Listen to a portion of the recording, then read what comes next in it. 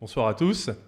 Ravi de vous accueillir pour cette premier live de la convention du MCP, convention constituante. Ce soir, on accueille donc Julien Malara de Demos Kratos qui va tout réaliser avec Léo derrière la caméra. On accueille Étienne Chouard, que tout le monde connaît ici, un citoyen constituant, enfin qui voudrait le devenir. Et on accueille Fabien Moine d'Exuvie TV, qui est à la fois un média alternatif indépendant et une maison d'édition indépendante et solidaire. Donc le sujet de ce soir, ce sont les grands médias, pouvoir constituant, la manière dont ça va se dérouler, 1 heure de discussion, suivie de 15 à 30 minutes selon de questions. Si vous voulez poser des questions, il faut vous rendre sur le Discord du MCP. Et bon, là-bas, ce sera très simple, hein, vous verrez comment faire. Simplement, on fera voter vos questions, on récupérera les questions pertinentes, et puis Bruce, qui est par là, nous les remontera en fin de séance. Eh bien, on va pouvoir commencer, du coup. En introduction, on voudrait donc vous refaire un point sur le MCP, son objectif, sa stratégie.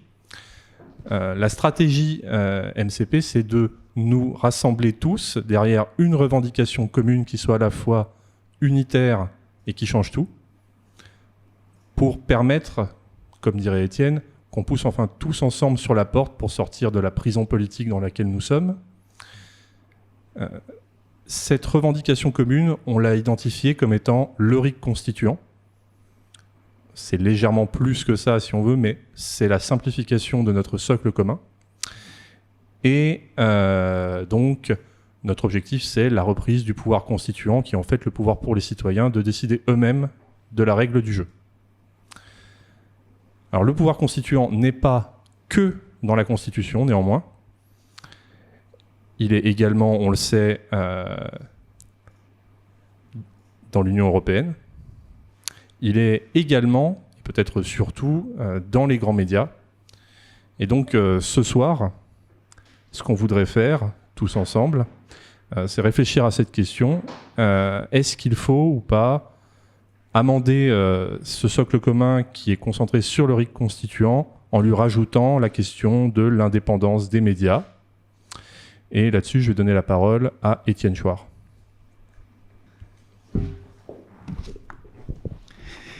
Merci de cette organisation. Merci à tous ceux qui organisent ça, qui rendent ça possible. Le mouvement constituant populaire incarne une idée que je défends moi depuis 15 ans. Et donc, je trouve ça formidable.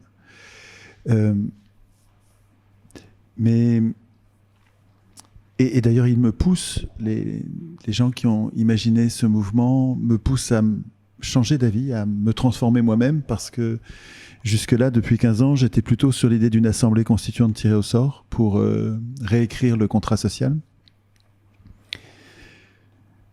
Mais je vois bien, et je suis d'accord avec ceux du MCP qui me disent que l'idée du tirage au sort, en fait, elle met du temps à s'implanter dans les esprits, elle met du temps à être acceptée parce qu'elle est tellement peu enseignée à l'école, tellement peu pratiquée à l'école et pratiquée dans la réalité de la politique que, en fait, il faut un moment pour apprivoiser cette idée qui paraît incongrue au premier abord. Et donc, l'idée de défendre une assemblée constituante tirée au sort pour changer les choses en profondeur se heurte à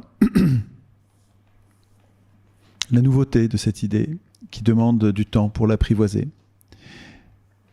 Alors que le RIC constituant, qui est une autre façon de tout changer, progressive, plus en douceur, plus avec une réflexion et un vote article par article presque, est à la fois plus progressif et moins inquiétant sur le plan du tirage au sort pour les gens qui ne connaissent pas le tirage au sort. Et donc, je trouve ça tout à fait stimulant, intéressant, et je suis d'accord, moi, je me transforme avec cette idée-là. Je suis d'accord pour essayer plutôt de réunir les gens, parce que c'est vraiment ça dont il s'agit. Il s'agit de nous réunir autour d'une idée qui va tout changer. Ça, je suis vraiment OK là-dessus. Et c'est vrai que le RIC constituant paraît une meilleure idée pour nous regrouper aujourd'hui, hein, en 2021.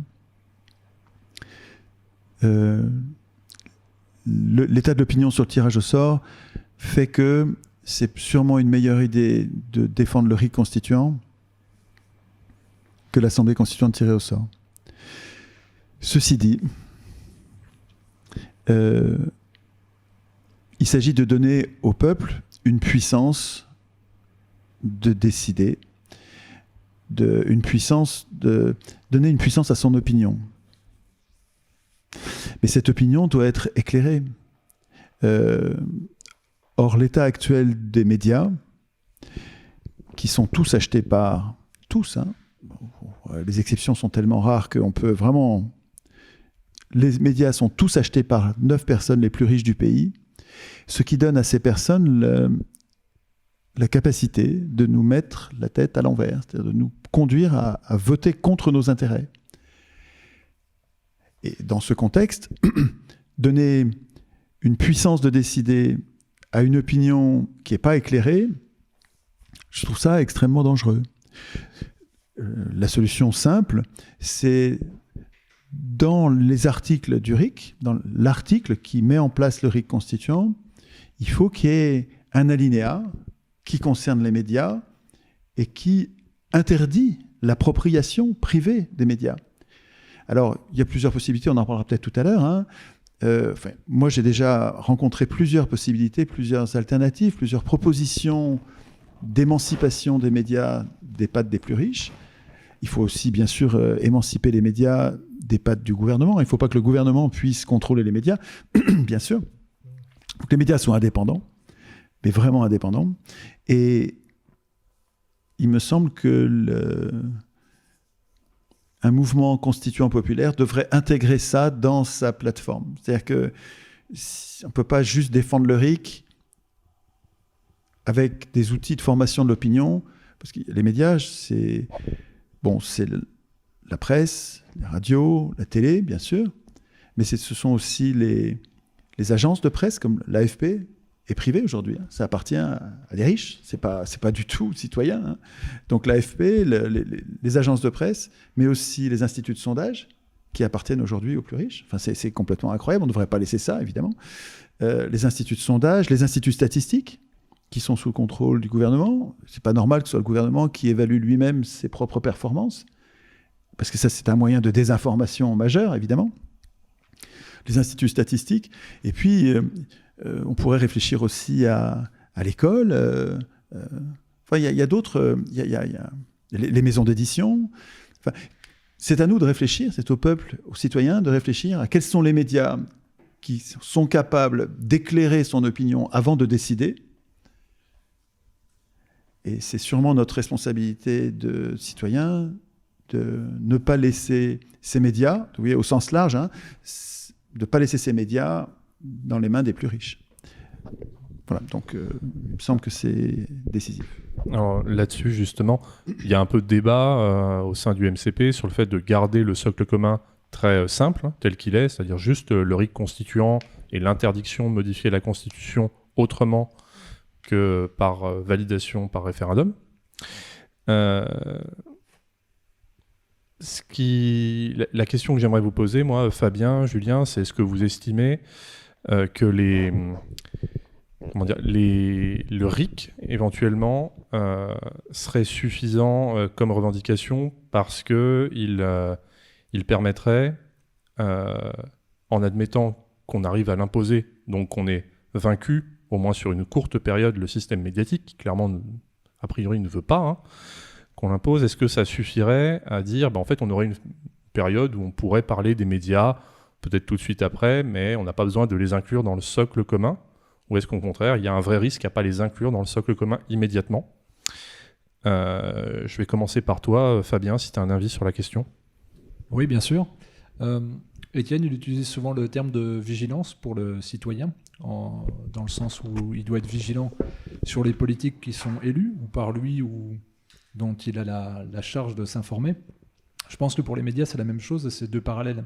Si on veut exercer un droit citoyen d'opinion, forcément cette opinion elle va se construire à partir de l'information qu'on va aller chercher ou qu'on va nous imposer entre guillemets.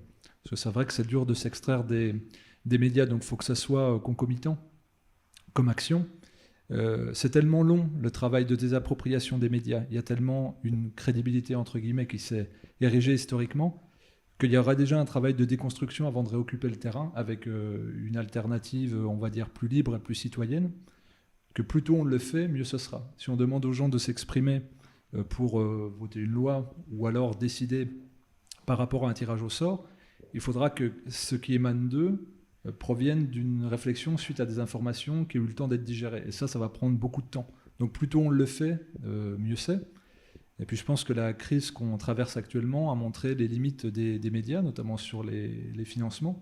Il y a eu des dizaines de millions d'euros qui ont été déversés sous prétexte d'aider la culture, mais en définitive ils ont été directement vers les médias qui ont une position qui est ressortie encore plus dominante.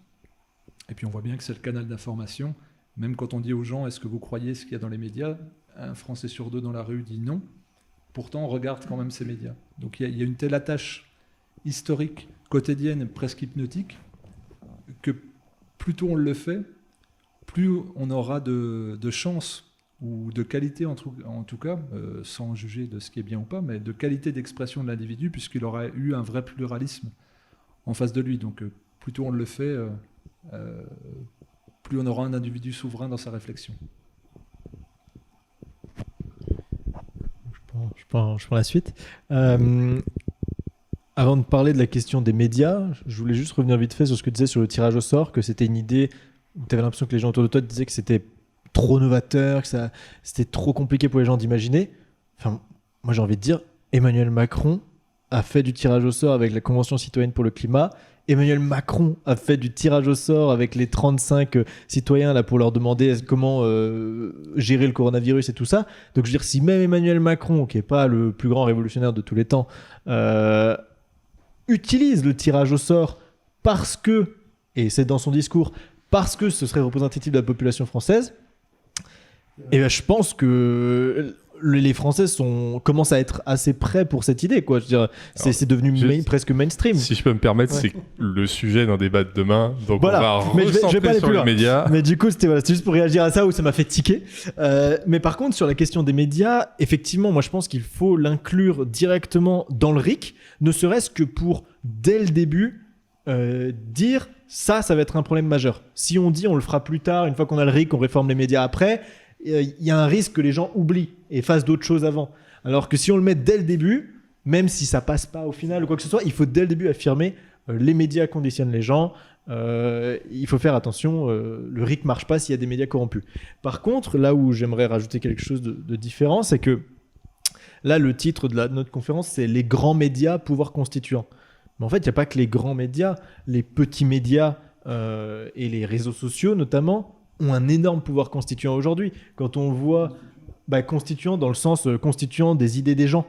Quand on voit par exemple c'est ça, les grands médias, ils ont un pouvoir constituant parce qu'ils influencent les gens et du coup ils pourraient influencer le RIC et tout ça. Mais prenons Facebook par exemple, ça influence énormément les gens, presque autant que BFM TV aujourd'hui. Et le problème, je pense que c'est pas que la question des médias privés, c'est la question aussi de en fait, c'est une question de tous les médias. Là, je vais pas dire fake news parce que sinon, on a l'impression que je suis un macroniste intégré, mais infiltré. Mais il faut faire attention aussi aux fake news sur les réseaux sociaux qui peuvent aussi induire les citoyens en erreur. Donc, je dirais, il y a cette double vigilance à avoir. On parle toujours des grands médias possédés par 9 milliardaires et tout ça, et c'est totalement vrai. Et donc, il faudrait non pas abolir les médias privés, mais abolir l'influence de l'argent dans les médias. Parce que les médias pourraient être privés. Par exemple, Demos Kratos, c'est un média privé. Il appartient à nous, en fait. C'est privé, c'est pas public, c'est pas l'État, c'est pas tous les citoyens. Donc c'est surtout l'influence de l'argent, je pense. Mais au-delà de ça, il y a la question des réseaux sociaux où moi, je vais pas relancer des débats style hold-up ou des choses comme ça. Mais il y a des informations qui sont pas guidées par des milliardaires, qui sont pas guidées par des gens malfaisants, on va dire, et qui amènent aussi le peuple à prendre des décisions ou à avoir des idées qui peuvent être totalement fausses. Et donc, il n'y a pas que l'argent et que les riches, il y a peut-être quelque chose d'autre où j'ai pas la réponse, j'ai pas de solution tout de suite, mais où il faut s'interroger peut-être dessus. Dire, en fait, il peut y avoir des gens qui disent n'importe quoi, qui ont des audiences à 1 million de personnes sur Facebook, et on ne peut pas contrôler comment on fait. Tu vois, ça s'inclut aussi dans le débat, je pense. Dans mon esprit, il n'est pas du tout question que même les citoyens puissent contrôler ce que disent les médias. À mon avis, il faut que les médias puissent dire ce qu'ils ont envie de dire, dans les limites de la loi, qui doivent être réduites. Les limites doivent être réduites au minimum, c'est-à-dire il ne faut pas insulter les gens, il ne faut pas les menacer, il ne faut pas mais il ne faut pas inciter à la violence. Mais c'est vrai que les réseaux sociaux doivent être intégrés dans les médias. J'aurais dû le mettre dans ma liste des médias. Ça va être difficile d'empêcher les riches d'acheter des réseaux sociaux comme Facebook, Twitter. Je ne vois pas comment. Et en fait, ce qui nous manque sur le plan des réseaux sociaux, je dirais que c'est une offre publique, donc qui serait garantie par l'État, mais où l'État s'interdirait à lui-même. C'est ça l'état de droit. L'état de droit, c'est un État qui produit du droit, qui est utile pour les gens, mais qui est aussi dangereux pour les gens. Et l'état de droit, c'est que cet État est lui-même soumis au droit. C'est ça la définition de l'état de droit. Et ce qu'il faudrait, c'est que l'État, institué par nous, ait l'obligation de produire lui-même, d'organiser, de financer un réseau social, donc un Facebook public, qui ne serait pas sous contrôle gouvernemental, qui serait sous contrôle citoyen. Avec, je ne sais pas, il faut organiser, il faut y réfléchir à ça. Ça va être des comités citoyens tirés au sort qui vont vérifier le respect de la déontologie, le respect de la loyauté sur ce réseau social public. Ce serait un Facebook public. Et qui, parce que cette concurrence serait loyale, parce qu'on serait certain sur ce réseau, par exemple, quand on a, je sais pas, 100 000 abonnés, quand on publie quelque chose, les 100 000 abonnés seraient effectivement notifiés de ce qui a été publié, alors que sur Facebook, ce n'est pas le cas. Ce qui permet à Facebook de... Et c'est extrêmement important, ça. Hein, de monétiser les opinions, quoi. C'est de nous enfermer, d'enfermer les militants les plus dangereux pour le système de domination, de les enfermer dans une bulle qu'ils ne voient pas, qu'ils ne sentent pas, et même que les abonnés ne sentent pas. C'est-à-dire que nous ne nous rendons pas compte que Facebook et Twitter nous font taire. Ils font que nous crions dans un trou noir, quoi. Et un réseau public honnête, loyal, public, je ne dis pas sous contrôle gouvernemental, j'insiste là-dessus, hein, c'est sous contrôle citoyen. Un réseau public honnête informerait tous les abonnés du réseau de ce que publient les différents citoyens. Et donc, sur le plan de comment est-ce qu'on pourrait faire de façon brève, dans un article sur le RIC constituant, comment est-ce qu'on pourrait faire pour rendre les médias indépendants et libres, mais indépendants des riches et du gouvernement. Une des pistes les plus intéressantes, je trouve, c'est d'imposer, par construction, que n'importe qui peut créer un média, à condition que ce média soit la propriété des journalistes, des employés du média et des lecteurs, des auditeurs. Par contre, comme une scope, quoi. Comme le monde diplomatique, un peu. Un peu comme le monde diplomatique, oui, tout à fait. Sauf que moi, je suis abonné au Diplo depuis 15 ans. Je ne pense pas avoir un droit de regard un droit de décision sur la politique du Diplo. Donc le Diplo n'est pas aussi démocratique, indépendant que ce que j'imagine. J'imagine vraiment des médias qui appartiendraient à leurs lecteurs et à leurs producteurs, à ceux qui le fabriquent. Et avec une interdiction explicite pour les riches d'acheter n'importe quel média. Parce que le problème des petits médias, c'est qu'ils ne sont pas petits longtemps. Dès qu'ils deviennent bons, ils deviennent grands. Et quand Libération est devenu grand, il s'est fait acheter par une banque. Et c'était fini de Libération. Quand le Nouvel Obs est devenu grand, il s'est fait acheter, etc. C'est-à-dire qu'en fait, nos médias se font acheter dès qu'ils fonctionnent. Bon, quand ils ne fonctionnent pas, les riches s'en foutent. Et d'ailleurs, le système d'exploitation, le système de domination parlementaire, se fout des petits médias tant qu'ils sont petits. Et en fait, dès qu'ils sont grands, ils les achètent. Ce qui fait qu'on n'a aucun média citoyen digne de ce nom, on n'a que des médias de riches. Mais c'est parce que c'est possible, la Constitution le laisse possible. C'est à nous d'écrire les articles qui l'interdisent. Si tu l'écris, nous on l'a écrit avec les Gilets jaunes, hein, sur un rond-point, on a écrit, je peux vous lire ça, c'est pas long, hein, c'est super court. Hein. Super court. L'opinion des citoyens, donc c'est un article de Constitution. On a pris l'article 11 de la Constitution, on l'a barré. On a dit il est nul, cet article 11 qui interdit l'initiative populaire dans les référendums, on le bat. Et on a écrit donc un nouvel article 11, je vous en fais grâce, mais sur la partie de l'opinion, de l'éclairage de l'opinion, qu'est-ce qu'on a écrit ? Tout référendum doit être précédé d'une période d'au moins 6 mois de débat contradictoire, complet, pour éclairer l'opinion. Et la Chambre des référendums, qui est une chambre tirée au sort, est chargée de l'organisation et du contrôle de la qualité des débats.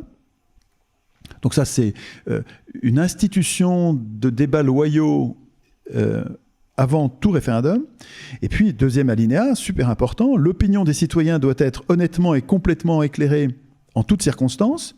Dans ce but, tous les médias du pays, journaux, radios, télé, agences de presse, instituts de sondage, statistiques, doivent appartenir à leurs journalistes et employés du moment. Et plus les lecteurs à discuter, hein. Aucune personne physique ou morale ne peut acheter un média quel qu'il soit. Ils ne sont pas à vendre. Les citoyens peuvent créer autant de médias qu'ils veulent et les riches ne peuvent pas les acheter. Okay. Est-ce que ça suffit ou pas ? Ça pourrait être un atelier constituant, quoi. Ouais. Bah d'ailleurs, ce sera le sujet d'un atelier constituant qu'on va enregistrer par ailleurs pendant le week-end. Mais quand les gens qui ont pensé le MCP, ceux qui soutiennent le MCP, ceux qui réfléchissent au socle commun du MCP, c'est une super idée d'avoir un socle commun. Quand ils hésitent sur l'intégration des médias en se disant est-ce que ça ne va pas être trop compliqué, est-ce que ça ne va pas être une pomme de discorde, une source de dispute, je comprends l'objection, mais ce n'est pas si compliqué. Il suffit vraiment d'un alinéa de deux lignes, quoi, hein, pour que le socle commun soit complété, à mon avis, sur un point décisif. Si on institue aujourd'hui le RIC constituant et qu'on laisse les médias dans les pattes des riches, c'est super dangereux. C'est super important que les médias soient plus dans les mains des riches. Ce qu'ont fait les riches en s'appropriant les médias, c'était à la fois un coup de maître et pour nous une terrible défaite, quoi. Je veux dire, avec les médias, on a un problème de première grandeur. Ok, et toi Fabien, du coup, on a entendu les solutions d'Étienne. Est-ce que tu en as d'autres ? Est-ce que tu veux creuser celle-ci sur la manière de rendre les médias indépendants ? Déjà, au départ, on pourrait dire une indépendance d'esprit, ce qui revient à la formation de la personne qui va transmettre l'information. Si on regarde les écoles de journalisme ou on va dire les centres de formation qui doivent transmettre de l'information, il y a une représentation sociale qui est très faible. C'est très parcellaire, et donc c'est déjà un problème en soi, que ce soit sur le coût des études, ou alors sur l'entre-soi qui peut exister, le monde de réseau qui permet d'accéder à certains postes, et puis surtout, c'était un travail qui était vu comme une élite d'être journaliste, et aujourd'hui c'est une profession qui est très méprisée par le français de la rue, donc il y a déjà ce problème-là de comment on forme un individu. Et aujourd'hui, un journaliste, il est formé à avoir de la réactivité. Si on allume une chaîne d'infos, on va voir une image qui défile devant un présentateur homme et un présentateur femme, et en dessous, un bandeau avec du texte. Donc ça fait 4 informations à suivre. Et ça enchaîne, et ça enchaîne, et ça enchaîne. Et à aucun moment, ça se pose pour qu'on ait le temps de digérer, qu'on passe d'une petite mamie qui s'est fait vacciner à, je sais pas, un séisme, à la victoire en Coupe du Monde de je sais pas quel sport. Et donc, du coup, c'est le traitement même de l'information qui est hyper brutal. Et quand on regarde les JT des années 70-80, c'était un rythme beaucoup plus lent.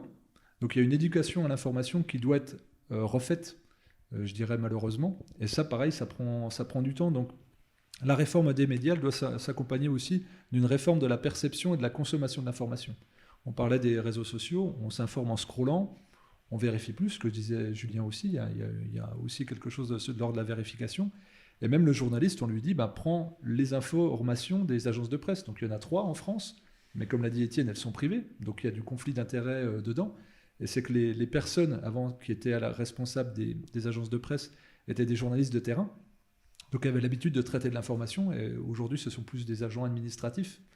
Donc d'un circuit à l'autre, d'un bout à l'autre du circuit, il y a une véritable problématique où là c'est une refonte plus une rééducation.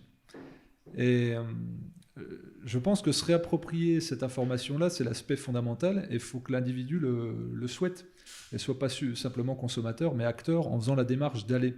Et l'hypermultiplicité d'informations aujourd'hui, il y a 300 chaînes sur les câbles, 300 liens possibles, elle va dans le sens de prendre le temps.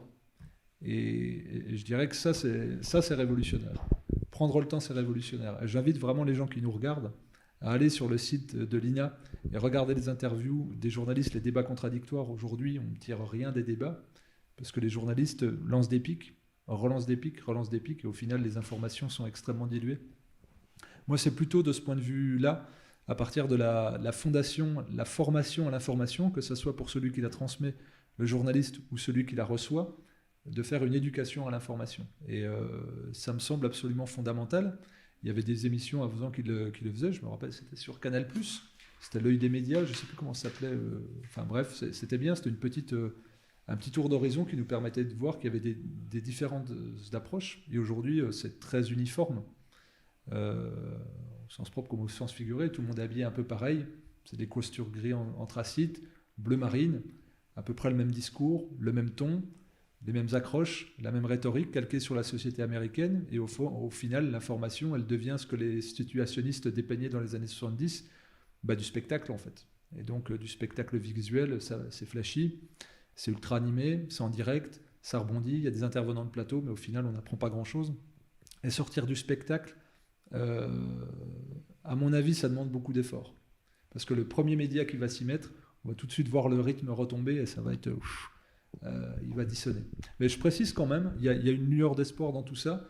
Moi, je suis assez admiratif du travail de France Soir, depuis une année, qui a su prendre un positionnement. Alors, les médias traditionnels disent que France Soir est complotiste ou autre, ou alternatif. Mais simplement le fait de tenter d'exister avec une information sourcée et plurielle fait déjà que qu'on a le propre sur soi. Mais j'ai bon espoir aussi que certains journalistes se disent « Ah oui, tiens, c'est ça mon métier. C'est aussi ça mon métier. » Et peut-être qu'il y a des gens qui sont inconfortés avec cette crise et de la manière dont elle est traitée, qui vont s'approprier ça et qui vont se dire avec la facilité technologique qu'on a, le réseau qu'on a, on va pouvoir lancer nous-mêmes des médias indépendants et d'une certaine manière populaires. Ok. Du coup, si je vous suis tous les trois, vous pensez qu'on doit inclure la question médiatique dans le socle commun, l'indépendance des médias, pour validation, parce que justement, Étienne a raison, on ne voudrait pas se disperser et commencer à lancer une nouvelle pomme de Discord. Quand on dit les médias, on pourrait dire la monnaie, on pourrait dire... on pourrait commencer à parler d'écologie parce qu'il y a une urgence, et puis on pourrait aller loin. Est-ce que vous pensez qu'on s'arrête aux médias, que les médias, c'est vraiment quelque chose d'un niveau supérieur, qui est vraiment constituant plus que ne le serait la monnaie ou quoi que ce soit d'autre? Ou est-ce que vous ouvrez la boîte de Pandore, j'ai envie de dire? Je pense qu'on est d'accord pour dire que les médias, ça touche à tous les sujets en fait, et c'est ça qui va constituer l'opinion des gens. Donc il y a plein de luttes, effectivement, comme tu le dis, mais toutes ces luttes, au final, ont très peu d'influence sur les autres, alors que la question des médias a une influence sur tout le reste des sujets. Et comme tu le disais, la société du spectacle, on peut se poser cette question de pourquoi la société du spectacle? Parce que le spectacle vend plus, et du coup vend plus de publicité. Et donc on peut se poser la question de est-ce que les médias ne sont pas devenus ça aussi à cause de l'influence de la publicité? Voilà, l'indépendance à la publicité permettrait une information plus honnête et moins spectaculaire, parce qu'on a besoin de moins faire vendre de choses, on peut être plus dans le débat, et c'est pas grave s'il y a moins de monde qui regarde, parce que de toute façon on n'a pas besoin de vendre du Coca-Cola.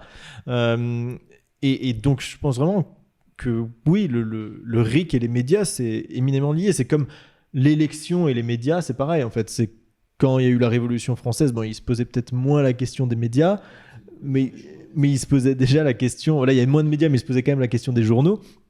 Parce que quand on demande l'avis au peuple, il faut voir comment le peuple se forme. Et il y a la question des médias, mais il y a aussi la question de l'éducation. Et ça, on l'aborde très peu au final, c'est parce que c'est pas dans notre sujet. Mais l'éducation, c'est aussi l'État qui fait c'est un média, mais c'est l'éducation nationale, c'est l'État qui nous apprend un truc toute notre vie, qui nous apprend que la démocratie c'est les élections, c'est machin, qui nous met des idées en tête toute notre enfance, encore plus peut-être que la télé ou au moins autant. Et quand on arrive au moment où on a le droit d'élire, de voter ou d'utiliser un RIC s'il y a un RIC, en fait, est-ce qu'on est vraiment maître de nos opinions ou est-ce qu'on recrache juste ce qu'on a digéré pendant 20, 30, 40, 50 ans?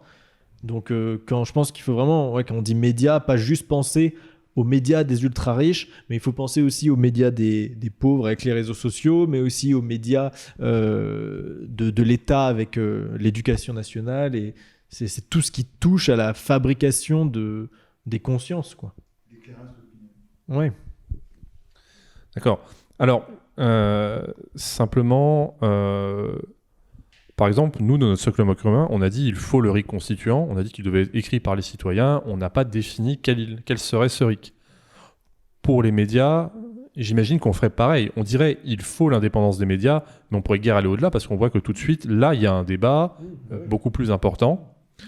Donc voilà, on va mettre cette question au débat en interne, on va la mettre au débat, on va en discuter aussi avec les gens des assemblées constituantes populaires locales. Sur le Discord aussi peut-être. Voilà, sur le Discord. Bon, c'est un vrai sujet. Maintenant, comme on vient de l'évoquer, c'est pas nous ici qui allons dire comment on doit faire. Par contre, et tu l'as un peu dit, les médias alternatifs qui sont en fait, nous, nos médias, ils ont une partie de ce pouvoir.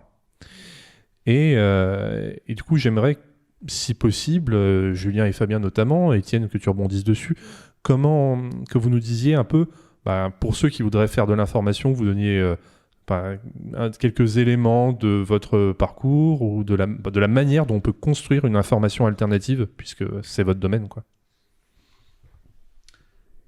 Déjà, moi, je me permets de commencer, Julien. L'idée, en fait, c'est déjà, souvent, quand on veut transmettre, c'est qu'on ne trouve pas son compte.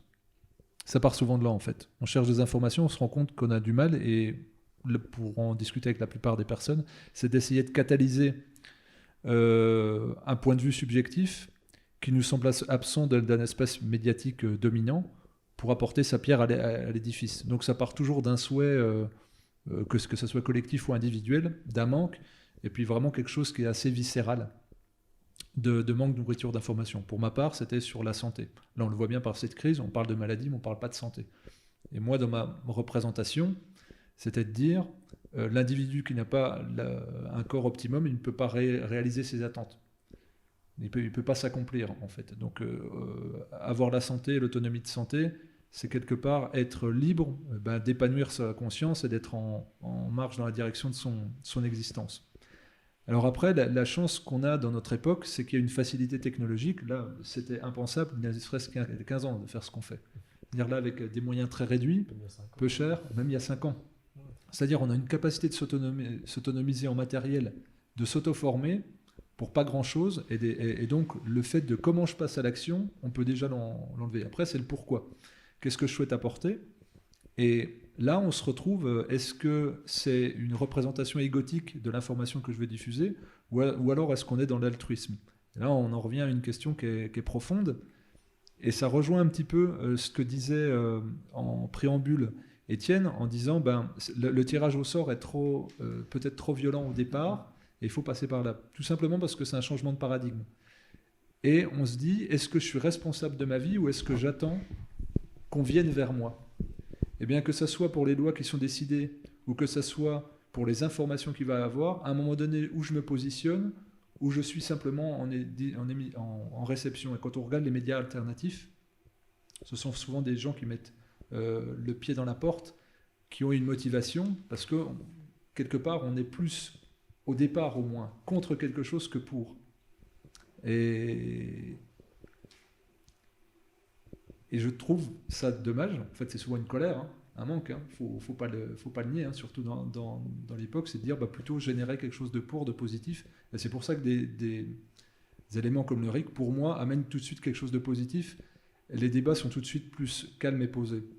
Le fait d'entreprendre un média aussi, c'est de ne pas être naïf sur le fait que quand on cherche à diffuser sur Facebook ou sur YouTube, on va être dévoré par l'algorithme. Ça, c'est un vrai problème. Il y a des mots qui sont censurés, il y a des mots qui sont interdits, il y a des mots qui sont bannis de l'algorithme avec la reconnaissance vocale ou sur Facebook même ce qu'il y a sur les images. Donc je dirais presque qu'il faut faire preuve déjà un peu de vice. Si on veut d'être un petit peu malin, dans le sens si on veut communiquer, faut s'informer, faut savoir comment fonctionne la technique. Avoir une caméra, quelque chose qui diffuse du streaming, ça s'achète. Par contre, savoir comment fonctionnent les plateformes, parce que par exemple on parle d'Odyssée, qui est une très bonne plateforme, mais on touchera que les convaincus. Il faut quand même être présent sur YouTube, il faut quand même être présent là on diffuse sur Facebook, il faut quand même être présent sur Facebook. Donc il faut savoir comment ça fonctionne, et ça demande du temps, et ça passe que par la fédération de compétences, à mon avis, mais je pense que Julien, qui est plus dans la technique que moi, saura compléter ça. Oui, c'est pour continuer un peu sur ce que tu dis, on parle souvent de médias alternatifs comme si c'était aussi vraiment l'alternative au mainstream, que c'était la vérité, que les médias mainstream mentiraient toujours et les alternatives diraient la vérité. Et j'aimerais juste nuancer un peu ça en disant qu'un média alternatif, ça peut se comprendre sous deux formes. Alternatif par la forme, par exemple, quand on fait des vidéos YouTube, on est un média alternatif en soi parce que on est alternatif à la télévision. Et un média alternatif, ça peut être alternatif dans le fond, et donc là sur ce que disent les gens. Et on a ce débat qui commence un peu à arriver ici de est-ce qu'il faudrait faire un front des médias alternatifs, etc. Et je pense que c'est poser la mauvaise question dans le sens où on n'a pas tous les médias alternatifs ne parlent pas de la même chose en fait. Et comme tu le disais, chacun c'est toujours une pensée, une compréhension du monde différente qu'on a envie de partager et qui est pas tout le temps vrai ou plus vrai, je dirais, que les mainstream.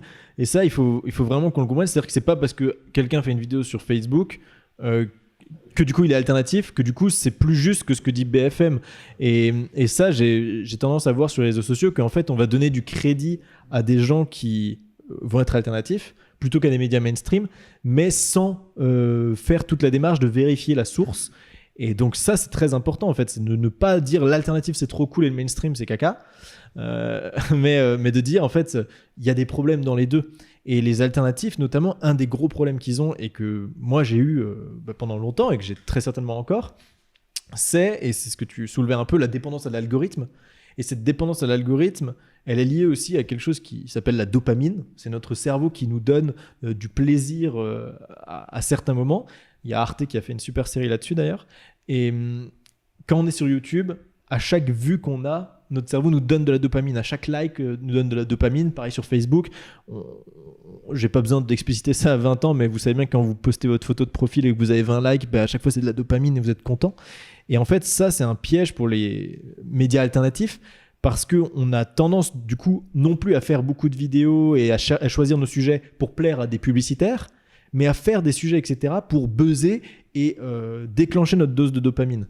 Et moi, je l'ai eu à un moment sur Demos Kratos où je faisais pas les sujets forcément que j'avais en tête, mais je voyais les sujets qui marchaient, les sujets qui buzzaient, et du coup, je dirais pas je surfais sur la vague, mais je m'intéressais plus à ces sujets-là parce que j'avais besoin de ma dose de dopamine et je regardais les statistiques YouTube tous les jours et tout ça. Et je pense que, et je sais même que je suis pas le seul à m'être fait happer par les statistiques en fait sur ces réseaux sociaux, et où des fois très certainement ça a influencé mon travail, parce que plutôt que de me dire je vais faire une vidéo d'1 heure construite, etc. Non, je vais en faire une de 10 minutes parce que je sais que celle de 10 minutes va faire beaucoup plus de vues et du coup va me donner beaucoup plus de dopamine qu'un truc de 1 heure qui va être vu par moins de gens, qui serait peut-être, comme on dit, plus pertinent parce qu'on aurait pris le temps de l'information. Voilà, mais pareil pour les viewers, 1 heure ça leur donne moins de dopamine que 6 fois 10 minutes, parce que plein de sujets ça donne plein de dopamine. Et là, c'est un autre sujet sur les neurosciences, mais je pense qu'on ne maîtrise pas totalement ce qu'on fait. Et donc, quand on est alternatif, il faut faire gaffe parce que notre corps nous joue des tours, les algorithmes nous jouent des tours, ils montrent nos vidéos qu'à certains types de population et donc on a l'impression que tout le monde pense ce qu'on pense et donc on se remet plus en question.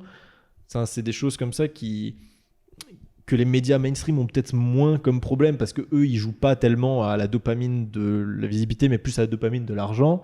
Nous, notre dopamine c'est la visibilité puisqu'on gagne que dalle, mais ça n'empêche pas de falsifier des fois l'information, quoi. Alors je rebondis juste sur un truc, c'est très intéressant, c'est de dire aussi que dans le terme alternatif, tu disais que quand on monte en lectorat ou en audimat pour un média indépendant, il se fait racheter. Il y a aussi le fait qu'un média alternatif, lorsqu'il monte en audimat, il va mimer les codes du mainstream, comme si ça devenait une référence de filmer comme ça, de cadrer comme ça, de faire tel montage. Et c'est pour ça que je disais, il y a toute une déstructuration de faire avant de réoccuper un vrai espace, parce qu'on est formaté et en fait on n'existe que dans un contexte de consommation d'informations, un contexte de transmission d'informations. Et c'est des codes hérités, on le voit bien avec l'information en France, qui depuis 15 ans ressemble.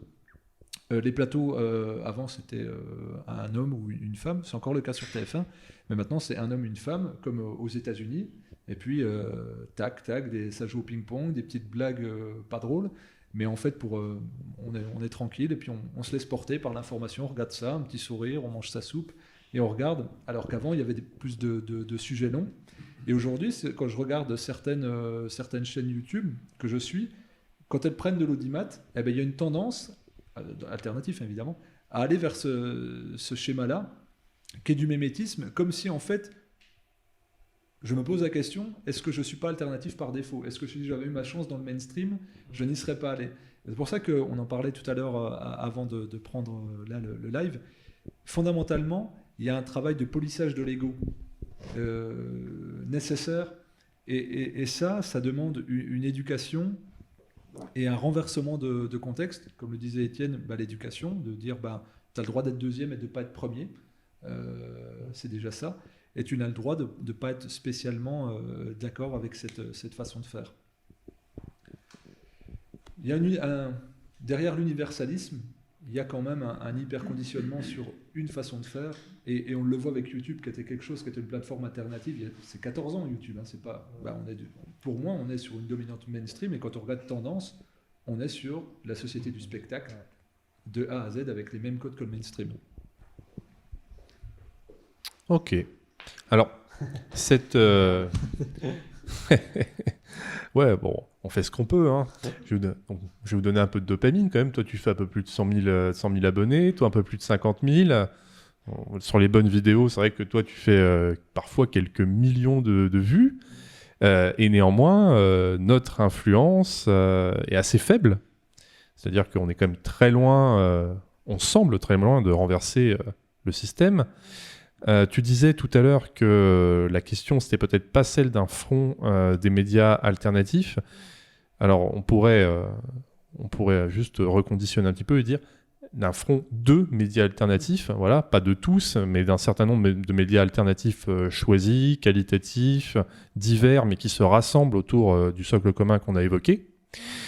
Et est-ce que techniquement, est-ce que vous pensez que c'est quelque chose de souhaitable que les personnes qui rediffusent ce live actuellement, donc le Média pour tous, le Monde Moderne, le Canard Réfractaire, que vous ici présents, que ceux qui participeront au live aussi plus tard, et puis que tous les contacts qu'on commence à avoir tous dans ce milieu, est-ce que vous pensez qu'on n'aurait pas quand même une opportunité et des possibilités techniques de faire un front de médias alternatifs qui nous permettent de converger sur une revendication pour derrière, peu importe les stratégies, mais pouvoir tous ensemble pousser la porte.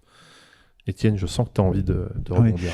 Là. De mon point de vue, il y a un danger à essayer de faire une fédération qui serait comme une organisation, comme un parti, qui dirait, qui fonctionnerait par cooptation, où ceux qui sont déjà dans le mouvement diraient « lui j'en veux, lui j'en veux pas, lui j'en veux, lui j'en veux pas ». Et ça, c'est pas du tout rassembleur. Ça, c'est, à mon avis, perdu d'avance si on fait comme ça. Ce que je trouve très intéressant dans l'idée du MCP, c'est de proposer une idée au rassemblement et à mon avis, ça ne peut fonctionner que si on admet que vient qui veut. Je vais prendre les extrêmes tout de suite. Donc les gens d'extrême gauche, d'extrême droite, il faut que... Et je sais que c'est ça qui fait la difficulté d'union, c'est qu'il y a des unions interdites. Le système criminalise certains aspects. Alors les extrêmes droites détestent les extrêmes gauches détestent les extrêmes droites. Et ces détestations globales qui souvent donnent l'impression de déshumaniser l'adversaire. C'est-à-dire que quand on arrive aux détestations des extrêmes, on a l'impression que c'est carrément le droit à la parole qui est interdit à l'extrême inverse. C'est-à-dire qu'on fait comme si ce n'était pas des êtres humains, parce que leur opinion est tellement détestable qu'on ne veut même pas l'entendre parler. Et à mon avis, si le mouvement qui est en train de naître là se met en tête de dire lui et lui et lui, ok, mais lui et lui et lui, non, avec une espèce de... Enfin, on est en train de fabriquer un nouveau parti, quoi.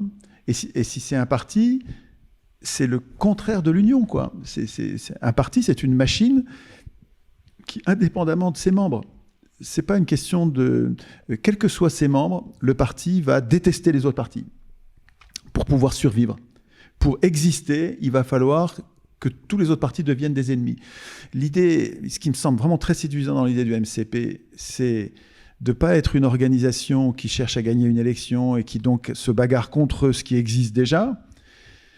C'est d'être simplement une idée, une proposition d'idée fédératrice, et viendront s'y coller, viendront s'y agréger, viendront s'y rassembler, s'y unir, ceux qui veulent. Et bien sûr, il va y avoir là-dedans des gens qui sont détestés, qui se détestent les uns les autres. Enfin, bien sûr, devraient se réunir là des gens qui se détestent, mais qui ont comme point commun d'être démocrates. Et puis ceux qui veulent pas y être, ils sont pas démocrates, c'est tout. Hein. Enfin, à mon avis, c'est clair. Et le tri va se faire de lui-même. Ceux qui veulent défendre la démocratie, à mon avis, doivent être accueillis par principe. Si l'organisation décide « Non, mais toi, tu n'es pas démocrate, je ne veux pas de toi », enfin, à mon avis, il y a un piège, là. Il y a un risque majeur pour la réussite d'une idée rassembleuse de tous les êtres humains démocrates. C'est-à-dire qu'ils veulent participer, co-participer, co-décider de leur destin. Un démocrate, c'est quelqu'un qui veut pas imposer sa volonté à lui, à tous les autres. Il veut co-décider, il veut qu'on décide ensemble. Or, les gens qui disent « Moi, je veux bien réfléchir et discuter avec eux qui ressemblent à mes points de vue, mais je veux pas discuter avec ces gens-là parce qu'ils sont trop loin de moi, et je veux pas discuter avec eux », ben, ils sont légitimes à penser ça. On n'est pas forcément démocrates, mais ils sont pas démocrates. Ouais, un peu comme disait Fabien tout à l'heure sur la question du mimétisme et puis du fait de rentrer dans le moule quand on gagne en puissance pour des raisons de stratégie, d'audience et tout ça. Il ne faut pas que nous non plus, on tombe dans cette idée au fur et à mesure qu'on monterait en puissance de commencer à faire de la communication plus qu'à travailler le fond. Et c'est un danger qui nous pend au nez de manière permanente. Il faudra qu'on soit très vigilant, c'est clair.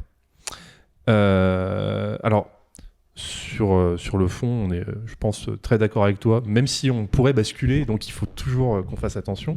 Encore un mot, pardon.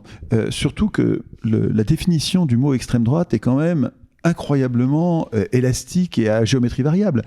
Je suis accusé moi qui me pense en tout cas comme l'incarnation de l'extrême gauche, c'est-à-dire enfin l'extrême gauche dans l'image que je m'en fais, c'est-à-dire la défense des intérêts du peuple.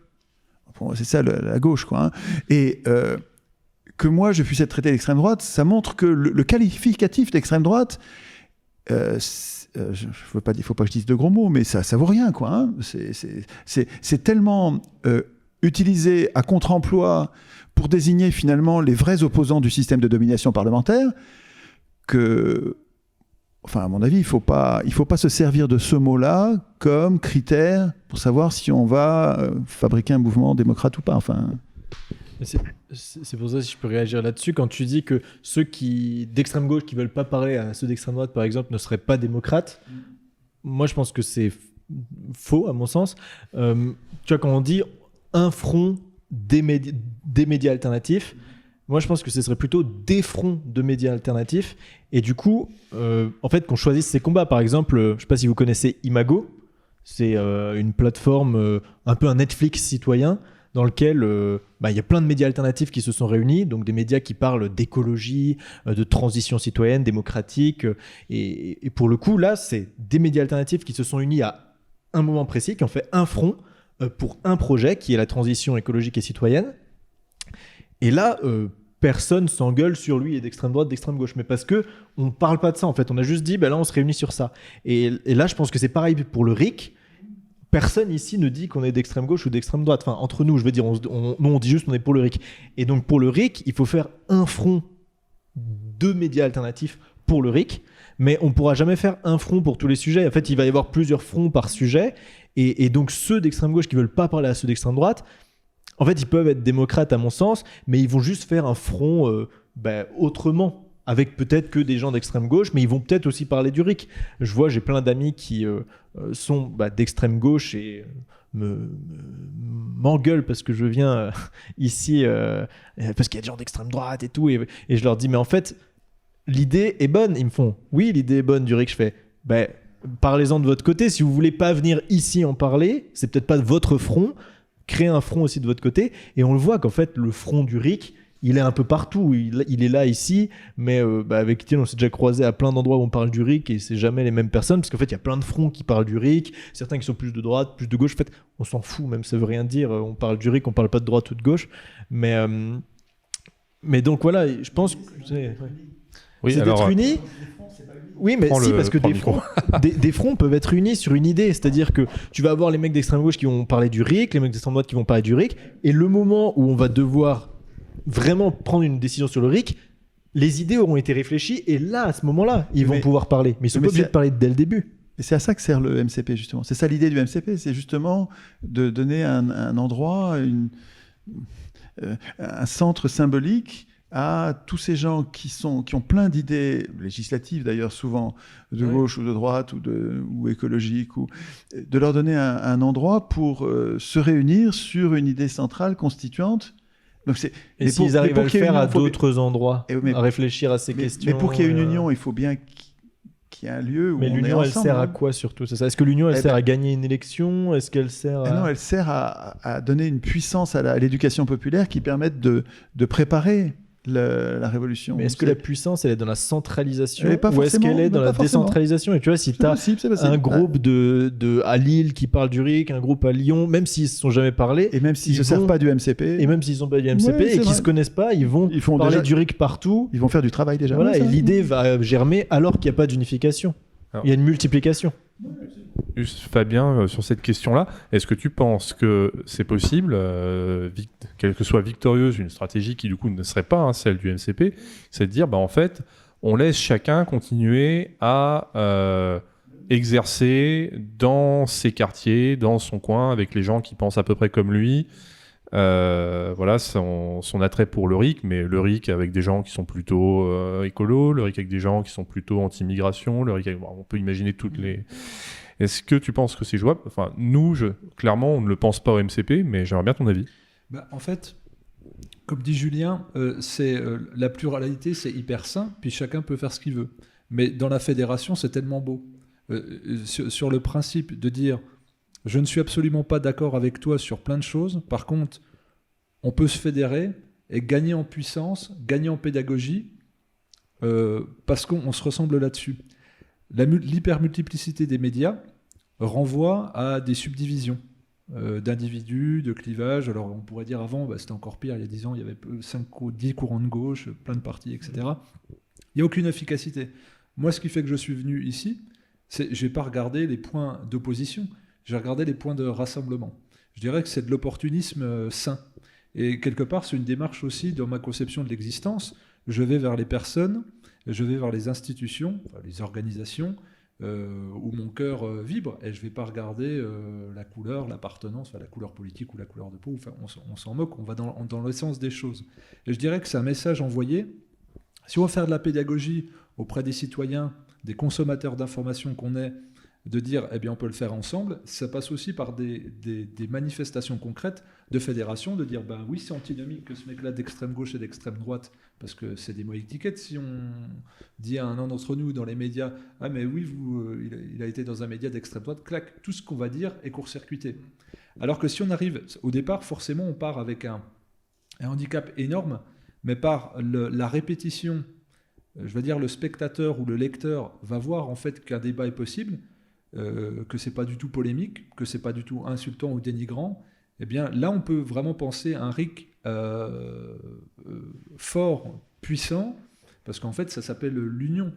L'union pour une cause commune. Donc, au définitif, il faut qu'il y ait les deux. À la fois ce pluralisme et à la fois cette fédération qui me semble indispensable. Moi, je rêverais d'inviter des personnes. Enfin, c'est le but aussi de ma maison d'édition. Mais je sais qu'en fait, je vais devoir baliser. Ça va être des coups de bière à 3 bandes et de la réflexion, de l'anticipation, parce que donner la parole à certaines personnes, c'est comme si on cautionnait.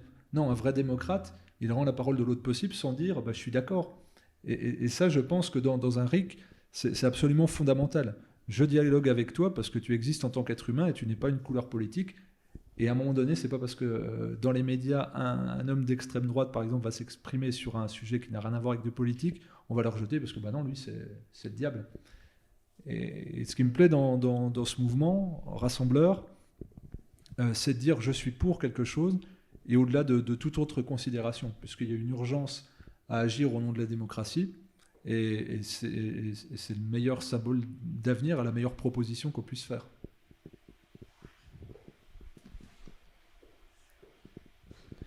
Bon, du coup, je sais pas si Julien, on t'a convaincu, mais on va se donner le week-end pour te convaincre, parce qu'on a très envie que tu participes à ça avec nous. On verra bien. Donc, juste citer une petite anecdote. Ouais. Moi, j'ai découvert Julien à travers ses vidéos, un peu comme tu disais, pour faire monter dans l'algorithme, sur du matériel technique. Donc, en fait, tu as quand même réussi à faire un travail pédagogique. Faut jamais se priver d'aucune initiative, je pense. On sait jamais d'où ça. Ouais, on sait jamais ce qui va marcher.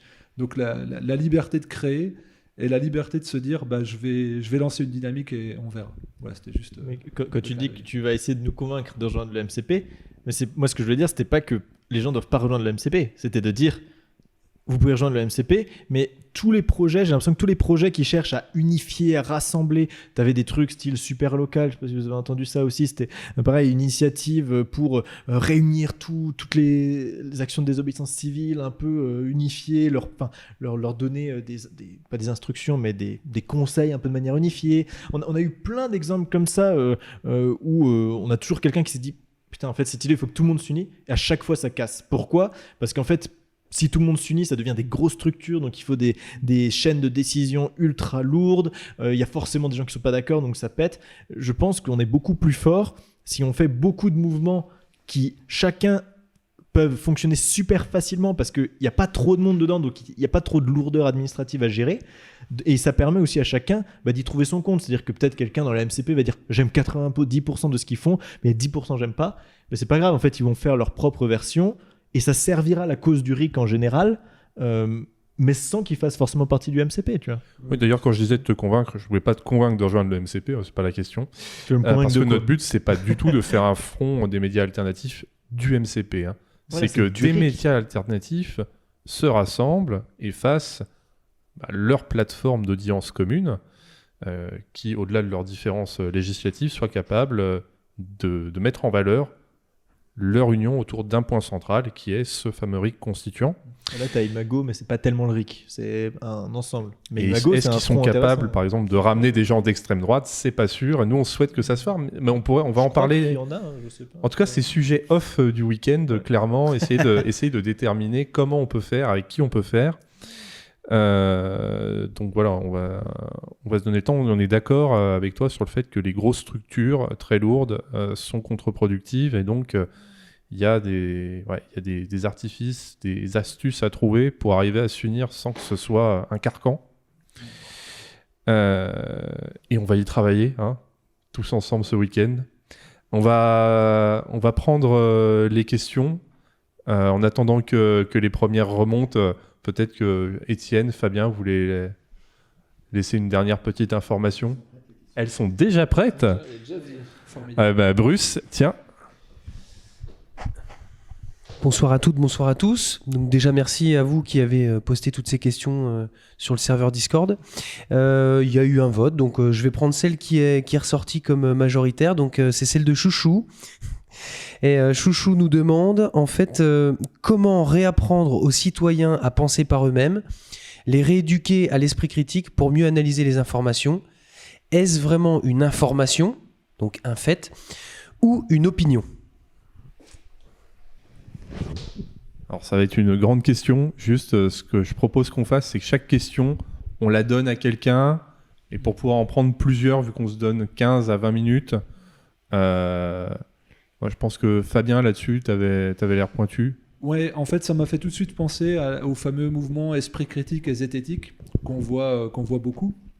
Donc, c'est-à-dire qui expliquerait comment penser aux personnes. Et ça, je trouve ça hyper dangereux. Ouais, voilà. En fait, il y a une... sous couvert d'objectivité, il y a toujours une idéologie derrière. Donc derrière de dire, on va expliquer comment, par exemple la zététique, c'est sur le domaine de la santé, on va apprendre à décortiquer. Sauf que on voit toujours beaucoup d'idéologie derrière. Donc éduquer la personne à l'information, aux faits et aux médias, c'est très long. Ça devrait être le rôle en partie de l'école. D'ailleurs, il y a des cours d'éducation civique. Après, quand on monte, il y a des décortiquages de l'information. Mais il y a quand même la subjectivité de l'enseignant ou de la forme pédagogique qui a été votée par l'institution. Donc c'est extrêmement compliqué. Donc ça revient souvent au noyau familial de le faire. Mais vu qu'on apprend essentiellement par mimétisme, on va rester encore dans un contexte. Moi, très honnêtement, pour le coup, je vais répondre, j'ai pas de réponse, si ce n'est en fait d'aller vers beaucoup de pluralité. Mais sans doute que Étienne...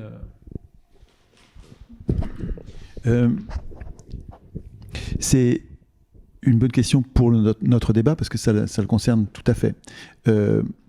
Il s'agit de réfléchir aux moyens qu'ont les citoyens de favoriser l'éclairage de leur opinion.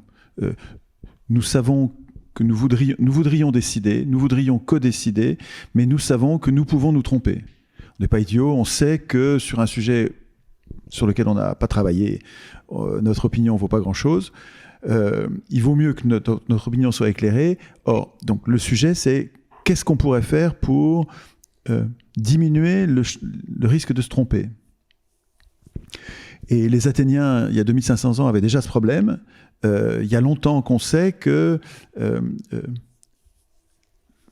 bon éclairage de l'opinion consiste à mettre en scène les conflits. La meilleure façon d'avoir une bonne idée d'un sujet, c'est d'assister au spectacle de la bagarre, de la controverse, de la dispute entre des opinions qui ne sont pas d'accord du tout. Et l'organisation athénienne consistait à créer une arène avec des spectateurs, les citoyens regardaient, et ceux qui défendaient une loi venaient la défendre mordicus, ceux qui s'opposaient à une loi venaient la critiquer avec une totale liberté, ça s'appelait l'iségoria, le droit de parole pour tous, à tout moment, à tout propos, sans être tué, sans être, en étant respecté, et devant tout le monde qui écoute. Et les citoyens étaient obligés d'écouter les pensées de ceux qui n'avaient pas envie d'entendre. Les institutions démocratiques nous obligent, mais c'est à nous de le vouloir, je ne veux rien imposer à personne quand je dis ça, mais les démocrates, réfléchissant à cette question, se disent, nous n'avons pas envie, chacun d'entre nous, il y a des choses que nous aimons entendre, et il y a des pensées qu'on n'aime pas entendre. Et nous sommes conscients que nous avons besoin d'entendre les pensées que nous n'aimons pas entendre, et les voir se disputer La tragédie grecque servait à ça. La tragédie, c'était une caricature du bien qui se bat contre le mal pour montrer ce que c'est que le bien, pourquoi le bien a raison. La tragédie, c'est comme une caricature qui montrait aux citoyens, donc aux adultes politiques, c'est une formation politique des adultes, pour leur montrer les valeurs de la démocratie. Et donc, ce dont nous aurions besoin, école, pas école, journaux, pas journaux, mais il faudrait surtout qu'il y ait une mise en scène des conflits. Et ça, les institutions démocratiques, à mon avis, c'est leur rôle premier. En tout cas, un des mécanismes fondateurs d'une démocratie, c'est l'institution de la mise en scène des conflits. Et de là émerge la question était comment est-ce qu'on leur apprend à penser par eux-mêmes, et tout ça émerge du spectacle de la controverse. Mais il faut qu'il y ait une liberté d'opinion, il faut qu'il y ait une liberté d'expression. Or, les partis, la situation actuelle, c'est une folie, quoi. Il y a une censure à tous les coins de rue, il y a une censure avec une espèce de prétention de pureté en disant non, eux, ils sont impurs, il ne faut pas qu'ils parlent. Enfin, je trouve ça complètement déconnant et antidémocrate. Juste sur la zététique, pour dire quelque chose de très rapide, tu disais il faut se méfier de la zététique parce qu'il y a de l'idéologie derrière. Il peut y avoir de l'idéologie derrière. Moi, je dirais il faut se méfier de l'idéologie qui est derrière tout, mais la zététique, elle a quelque chose de très intéressant, c'est qu'elle nous apprend à déceler les faux arguments et les arguments sourcés. Et la zététique, si on prend ça vraiment, c'est la science du débat, en fait, c'est sain, je trouve, parce que c'est vraiment apprendre à sourcer ces informations, voir les faux arguments, et ceux qui feront preuve d'idéologie dans la zététique, c'est qu'ils utilisent mal la zététique et qu'ils trichent. Mais ils nous auront appris à comprendre qu'ils trichent. Et c'est là que c'est très intéressant. Je trouve très intéressantes les chaînes zététiques. Vraiment, c'est passionnant. Ouais, on apprend plein de choses de nos propres biais, nos façons de penser qui ne sont pas rigoureuses. C'est très intéressant. Mais ne dis pas... Enfin, en tout cas, il y a peut-être des choses qui m'ont échappé, mais ne dis pas qu'ils organisent des débats, parce que justement, le problème de la zététique, c'est que très souvent, c'est un exposé. Donc, c'est l'exposé de celui qui n'est pas d'accord avec un autre et qui explique pourquoi l'autre s'est trompé. Mais c'est justement pas assez les débats. Il me semble que... Et moi, j'ai invité, il n'y a pas longtemps, quelqu'un, il s'appelle... Thomas Durand, c'est possible ça ? C'est la tronche en biais. Qui est la tronche en biais, ouais. Que je trouvais vraiment passionnant sur des sujets, j'ai trouvé très souvent passionnant, et d'autres, je le trouvais hérissant parce que il devrait dire ça avec l'autre en face qui se défend. Et le fait que l'autre puisse pas se défendre en face fait que il y a un problème avec la zététique, c'est que il se contente de démolir quelqu'un en le laissant pas se défendre. Du coup, c'est pas la zététique, c'est lui sa forme de la zététique. Oui, voilà, tout à fait. La zététique, finalement, c'est juste savoir déceler ce qui est des faux arguments, des vrais arguments. Qui est très intéressante, c'est vrai. Alors, je vous propose juste qu'on change de question, qu'on arrête avec la zététique. Non, mais la zététique suffit pas à répondre à la question. Ouais. Parce que la question, c'est comment est-ce qu'on peut apprendre aux gens à penser par eux-mêmes. La zététique suffit pas. Il faudrait qu'il y ait des zététiciens qui viennent critiquer les zététiciens et puis qu'on les mette en face et qu'on les voit se disputer. Il faudrait qu'il y ait une mise en scène des conflits. À mon avis, c'est le spectacle de la mise en scène des conflits qui répondrait le mieux à la question. Comment est-ce qu'on apprend aux gens à penser eux-mêmes, y compris à l'école d'ailleurs. Excuse-moi, je suis bavard, mais il y a une idée, je trouve formidable et que j'ai éprouvée moi en étant prof. C'est les jours où je vais avec un autre prof et je me dispute avec lui parce que j'ai un copain qui est prof et qui, dans son enseignement, progressivement, sans s'en rendre compte, il était de plus en plus pas libéral, il défendait l'idée de l'école autrichienne. Qui est quand même, moi je trouve, redoutable. Et ces étudiants acceptaient l'idée. Une fois, on est venu à deux, et moi je défendais les idées keynésiennes. Et je disais, je disais aux enfants, aux élèves, c'est des étudiants, hein, et je protestais.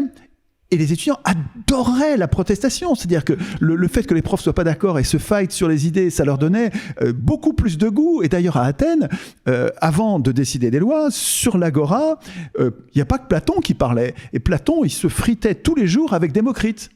On a oublié ça parce que les curés n'ont pas recopié les écrits de Démocrite. Il fallait recopier pour que les écrits perdurent, hein, parce que ça se perdait, ça se les supports s'effritaient, et donc il fallait les recopier. Et les moines, c'est les moines qui ont recopié pendant des siècles. Et ils ont recopié que Platon, parce que Platon correspondait à l'idéologie des moines, c'est-à-dire les idées, des arrière-mondes, et ça supportait la philosophie des religieux. C'est pour ça qu'ils ont recopié. Mais ils n'ont pas recopié Démocrite. Mais Démocrite était très important à Athènes. Pour se forger une opinion, les Athéniens avaient besoin de l'idéalisme défendu par Platon et du matérialisme défendu par Démocrite, et les deux qui se disputent toute la journée, ça les aidait à se forger un esprit critique depuis longtemps. Ok. Bon, on va prendre une autre question et on va étendre le format à 2h30, je pense. C'est pour ça que je fais des petits signes, parce que c'est vrai qu'il y a pas mal de questions intéressantes. J'essaye d'en fusionner quelques-unes. Ce qui revient un peu comme ça, c'est serait-il possible d'imaginer que si chacun d'entre nous, nous créons une cagnotte pour créer notre propre chaîne d'infos, on y arrive. On a aussi quelqu'un qui faisait une remarque en disant est-ce qu'on pourrait pas avoir le retour d'une ORTF, voilà, quelque chose qui appartienne un peu plus... Enfin voilà, il y a ce type de questions-là, et en fait ce qui revient aussi, donc je vais les fusionner comme ça vous aurez plusieurs champs de réponses, mais comment créer et rendre lisible du public mainstream en fait un média alternatif pour renforcer, réinformer la population. En fait, ce qui ressort beaucoup, c'est comment on peut reprendre le pouvoir d'informer, c'est-à-dire surtout auprès des gens qui regardent la télé ou qui n'ont que ce média-là pour être informés. Donc je résume, une cagnotte pour créer un média qui appartiendrait donc alternatif, et puis surtout comment faire pour informer ceux qui n'ont que les médias mainstream, que la télé pour s'informer. Okay. Je vais juste le prendre une minute ce sujet pour dire que c'est la stratégie du MCP de considérer qu'on n'est pas capable, même si c'est nécessaire, de passer tout de suite à la grande population que touchent les médias mainstream. On n'est pas capable de lutter. Pour la stratégie pour nous, c'est d'abord de rassembler la contestation. Et pour rassembler la contestation, c'est d'abord de lui trouver un socle commun, ce qu'on a fait, qui est le socle constituant le plus radical possible, et d'activer et de mettre en réseau les gens qui sont déjà convaincus, qui ont compris l'utilité de ce socle commun pour rassembler. Et donc il y a 3 niveaux, hein. D'abord, on doit rassembler les constituants, ceux qui sont déjà convaincus du RIC. On doit les empêcher de se diviser sur les questions législatives, les ramener à l'essentiel, pour qu'ils forment une masse capable déjà de communiquer au sein de la contestation dans un premier temps, puis dans un second temps, une fois que la contestation serait éventuellement rassemblée, là on pourra combattre avec le mainstream, mais pour le moment ça me semble compliqué. Moi, je vais répondre très très vite à ce qu'ils disent. Ils demandent une cagnotte pour créer un média. Un média pourquoi ? Pour le RIC. En fait, il y en a déjà plein des médias qui parlent du RIC, et des cagnottes, il y en a déjà plein avec Tipeee et l'OASO, des choses comme ça. Après, pour ce qui est de concurrencer les médias mainstream et de chercher le public mainstream et lui donner des idées alternatives, là, il y a un projet très concret, encore une fois, Imago. En gros, c'est vraiment que des médias alternatifs et qui ont des idées vraiment, pour le coup, largement pas mainstream. Et Imago, leur stratégie, c'est de devenir de plus en plus gros, et ils touchent maintenant un public mainstream. Ils cherchent d'ailleurs, là c'est des off, hein, c'est pas officiel, mais ils cherchent à être sur la TNT, à être en appli mobile pour toucher. En fait, ils cherchent à toucher des publics mainstream en mainstreamant un peu leur plateforme, c'est-à-dire que il faut que la forme, ça ressemble à un peu à Netflix. C'est pour ça qu'on dit beaucoup Netflix citoyen quand on parle de Imago, parce que les gens ils connaissent Netflix, du coup on peut expliquer en 2 minutes. Mais eux, leur stratégie, ça a été de faire ça, c'était de réunir tous les gens alternatifs. Ils vont organiser d'ailleurs leur propre système de financement pour pas utiliser Tipeee. Ils vont plus utiliser YouTube, ils vont utiliser Peertube. Donc on a un front qui s'est construit sur un modèle alternatif avec Peertube, avec leur propre Tipeee, on va dire, et qui en plus essaye d'attaquer le marché mainstream en essayant de parler à la télévision, en leur disant on aimerait un créneau sur la TNT, on aimerait pouvoir être... Je voudrais juste te demander si tu nous fais la promotion d'Imago ou si tu nous les présentes comme une source d'inspiration stratégique. C'est une source d'inspiration, parce que tu avais par exemple Tacotac aussi, mais qui malheureusement a été un projet qui a été arrêté parce que c'était des bénévoles qui s'en occupaient et qui au bout d'un moment ont plus réussi à ne faire que ça dans leur vie. Pourquoi je dis Imago ? Parce que c'est pour l'instant l'exemple que je connais qui a le mieux réussi. et qui est vraiment, à mon avis, brillant à analyser. Après, comme dit, il y a Tac au Tac, il y en a très certainement d'autres que je ne connais pas. Donc, si vous avez des idées, n'hésitez pas dans les commentaires de la vidéo.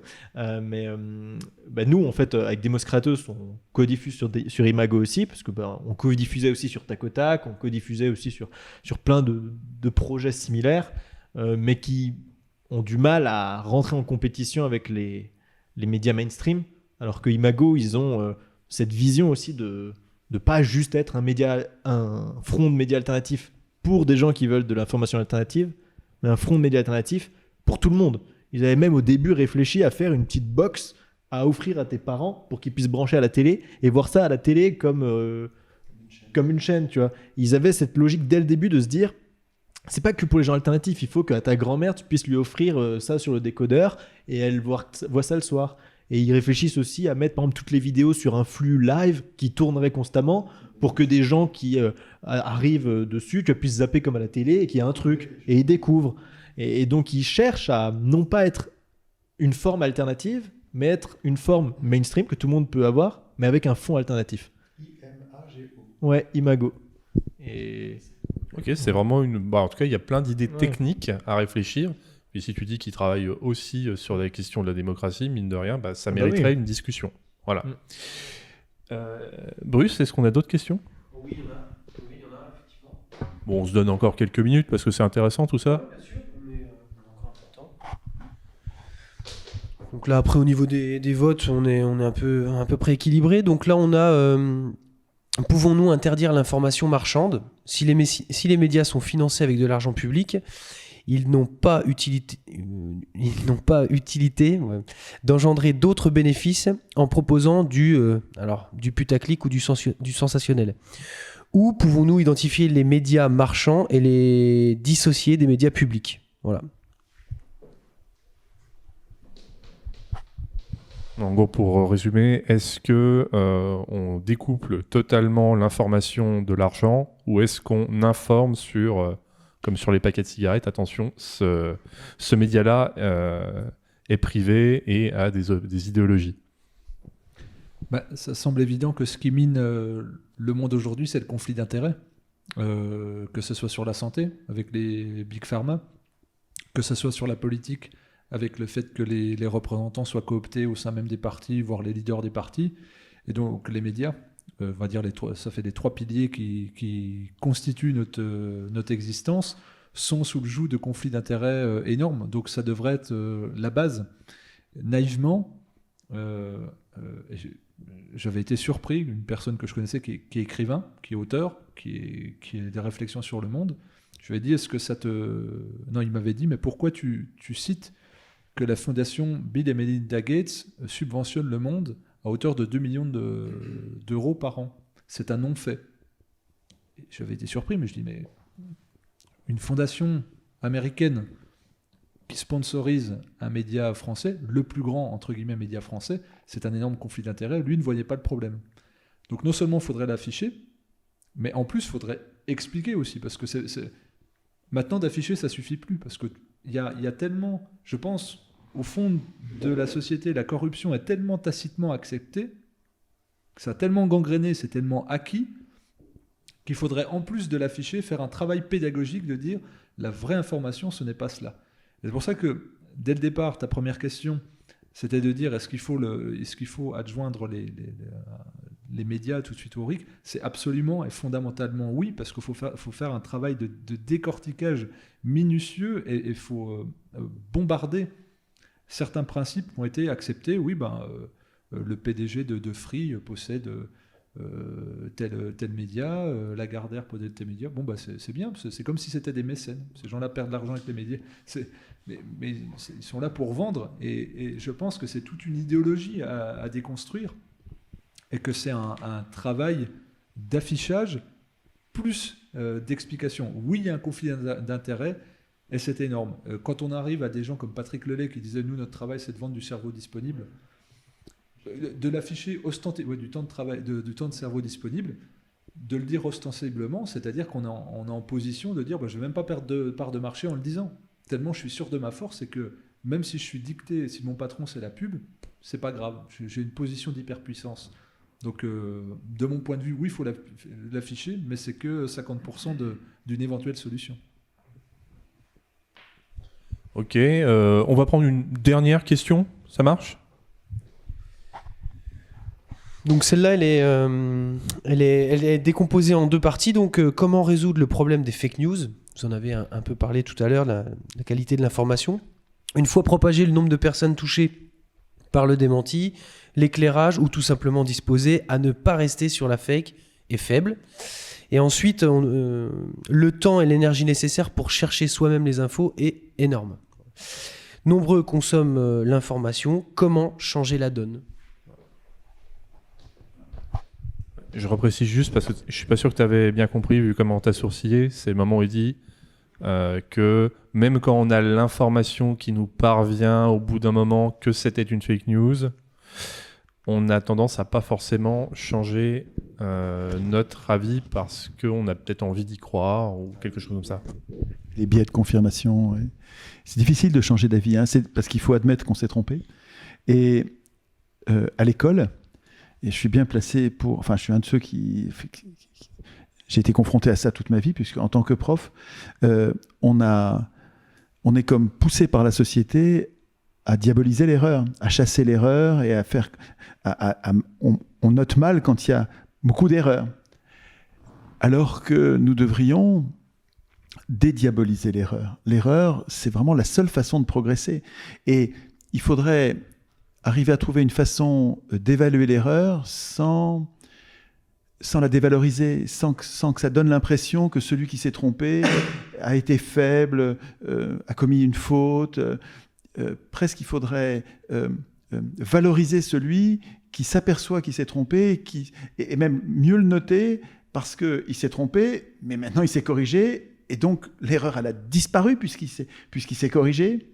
Je trouve qu'à l'école, et je fais partie de ceux qui l'ont mal fait, hein, on traite mal l'erreur.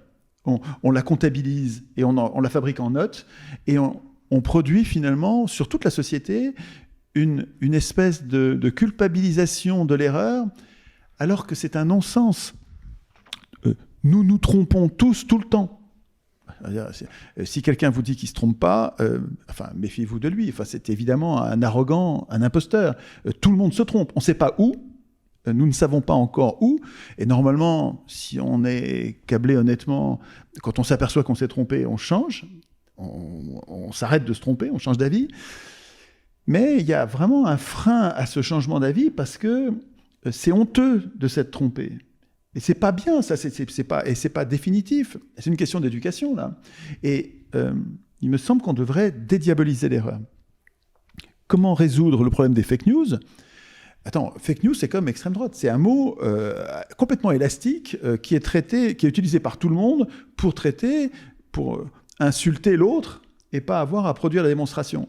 Je veux dire, les uns disent que les autres disent des fake news, mais les autres disent la même chose des premiers, et en fait, on est tous là à se dire menteurs, quoi. Mais la solution à ça, je vais revenir à ce que je disais tout à l'heure, parce que c'est vraiment, ça marche bien, c'est la mise en scène des conflits. Que ceux qui prétendent que les autres disent des fake news le démontrent, avec les autres en face qui peuvent répondre. Parce que si on est juste condamné à s'insulter de part et d'autre du préau, de la cour de récré, sans donner vraiment le spectacle de la controverse, argumenté avec des arbitres, des gens qui aident, des facilitateurs, qui évitent les mots violents, qui évitent les insultes, qui pratiquent la communication non violente, parce que c'est vraiment, c'est magique ça, hein, la communication non violente, ça aide énormément à admettre qu'on s'est trompé, parce que l'ambiance n'est pas à la guerre, l'ambiance est à rechercher le vrai. Et vraiment, la mise en scène des conflits est, à mon avis, quelque chose qui devrait être enseigné à l'école. Nous devrions apprendre à nos enfants à instituer eux-mêmes et à tenir, comme à la prunelle de leurs yeux, à la mise en scène des conflits. Mais tu dis sur la mise en scène des conflits, tu dis il faudrait que ceux qui disent qu'il y a des fake news les contredisent, mais c'est ce qu'ils font déjà. Tu vois, par exemple, je prends l'exemple du documentaire Hold Up. Étienne, ton micro. Étienne. Tous les médias ont démonté Hold Up, ont fait des exemples rationnels avec des arguments. Non, mais sans inviter Hold Up à répondre parce que. Hold Up a répondu de fait sur les réseaux sociaux. Enfin, non, mais ça, je veux c'est dire, pas une mise en scène oui, conflit, ça. mais c'était quand même un conflit dans le sens où ils ont pas dit juste c'est de la fake news. Ils ont argumenté. Mais le fait est que les gens s'en foutent des arguments. C'est-à-dire que s'ils sont convaincus de quelque chose, en fait, ils vont juste dire vos arguments sont faux. Non, et mais- tu vois, par exemple, c'est pareil Trump ou qui dit que en fait, il a gagné l'élection et que genre, ben non, en fait, factuellement, c'est faux. Il y a tout qui. Enfin, je veux dire, c'est faux. Il y a peut-être eu de la triche, ça c'est une autre question, mais factuellement, c'est faux. L'élection a été validée avec Biden. Mais lui, il va dire quelque chose de faux et ça va avoir des conséquences énormes. Et toutes les autorités auront beau dire non, factuellement, c'est faux, on a des arguments, regardez, on débat et tout ça, on dit que c'est faux. À un moment, en fait, les gens, ils s'en foutent, ils croient ce qui est faux. Je l'ai même débat avec mes parents. Je leur apporte des débats rationnels et eux, ils vont me dire oui, mais moi, je crois ça. Et t'as beau leur apporter tout le rationnel que tu peux, tous les arguments, il y a des gens qui vont croire des choses fausses et qui vont vouloir les croire. Et il y a autre chose Et de donc, plus puissant dans cette crise-là, c'est qu'il y a des personnes qui disent stop, on arrête la discussion, je n'ai pas envie de savoir. Et ça s'entend de plus en plus. Ah oui.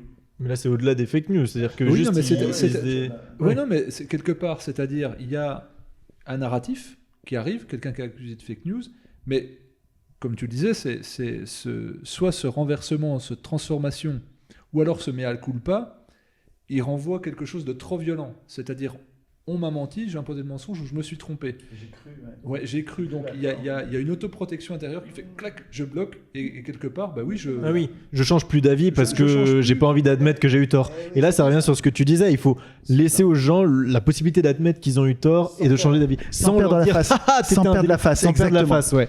Ouais. Et vraiment, il y a deux choses importantes. Le fait que nous devrions apprendre à nos enfants à respecter celui qui s'est trompé et à presque le valoriser comme quelqu'un qui sait reconnaître qu'il s'est trompé et qui progresse. Et ça, c'est magnifique. Et le fait de reconnaître ça comme magnifique au lieu de considérer comme dégradant le fait de s'être trompé, ce qui est une incitation à ne plus jamais admettre qu'on s'est trompé.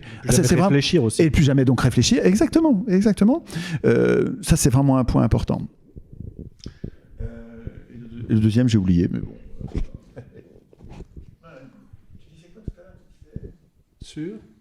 Sur le fait qu'il y a un moment donné, là, on voit bien, hein, sur l'hyper-information qu'on subit depuis de nombreux mois, il y a des personnes qui abdiquent.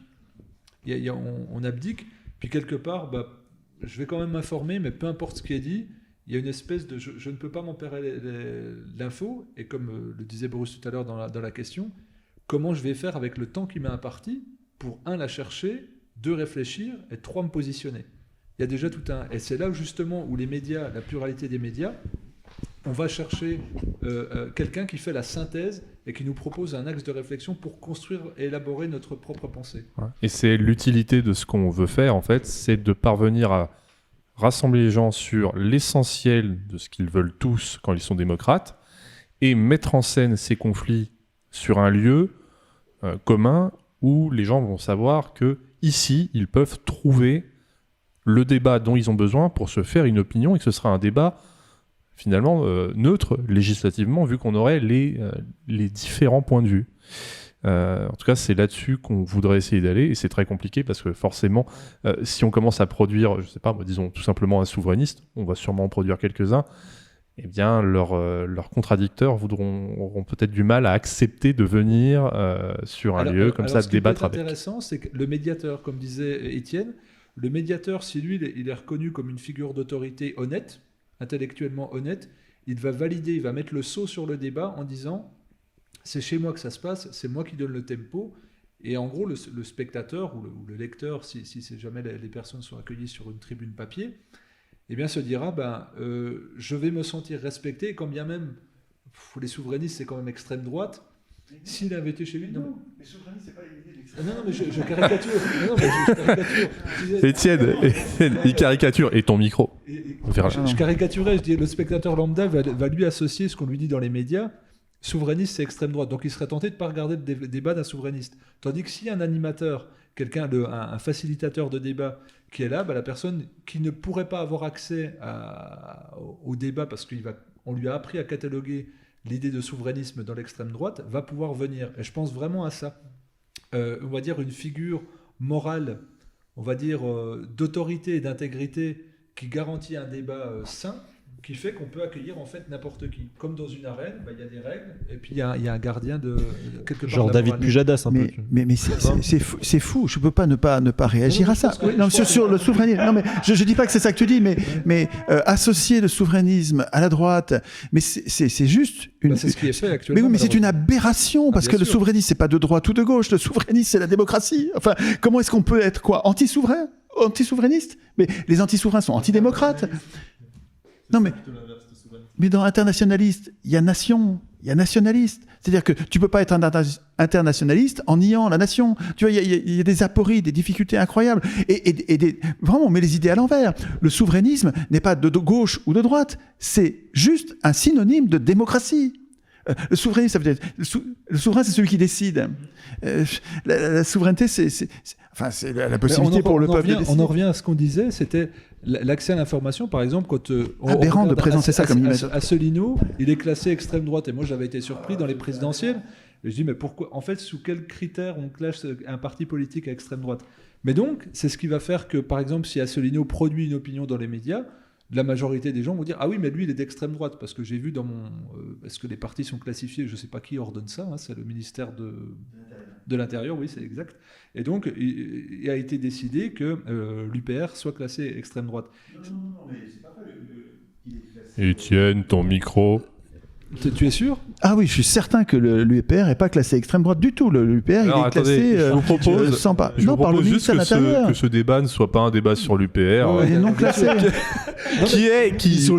lequel on peut ou pas avoir des sympathies, mais c'est vraiment pas notre Non, question. mais les plateaux télé regorgent de gens d'extrême droite et Asselineau, il n'y est jamais. Enfin, non, mais c'est pas. Enfin, le mot extrême droite, c'est un mot qui sert d'insulte et qui n'a rien à voir avec la réalité. Enfin, il faut vérifier cas par cas qui est. On est Ok. d'accord. Alors, je pense qu'on arrive à la fin de toute manière. Cette question d'un front 2 ou des médias alternatifs ou des fronts, mais non, là, des fronts, non. Un front. En tout cas, nous, on essaye d'en faire un sur un sujet qu'on pense être stratégiquement sain et rassembleur pour les démocrates.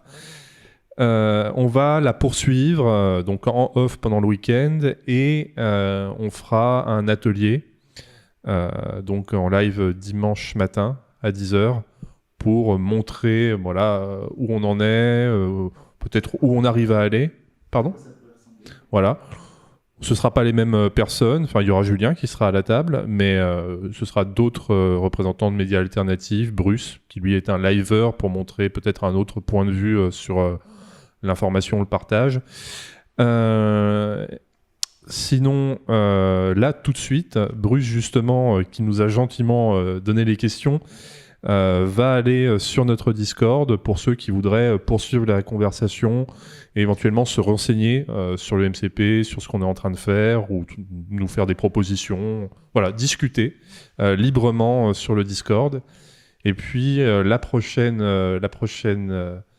intervention, ce sera demain 13h, la suite du développement de notre socle commun, qui va être en fait de savoir, le centre de ce socle, c'est le RIC constituant. Est-ce que c'est vraiment le bon RIC Et donc ce sera un débat entre Étienne et Philippe Murer, qui sont d'avis contradictoires sur le sujet. Ça promet d'être intéressant. Donc... Il paraît que Philippe Murer, l'idée me paraît très très étonnante, considère que tous les RIC sont bons, sauf précisément le RIC constituant. Ah, c'est complètement. Ça va. Ça promet, parce que je vois pas comment on peut défendre un point de vue pareil. Donc je vais voir. Ça va être intéressant. À demain, Étienne. Mais je te garantis qu'on peut. Bon, mais merci à tous. En tout cas, je vous souhaite une bonne soirée. Et puis nous, on va continuer. On passe à table. Ah oui, c'est vrai qu'on doit manger maintenant. Yes. Merci. Au revoir.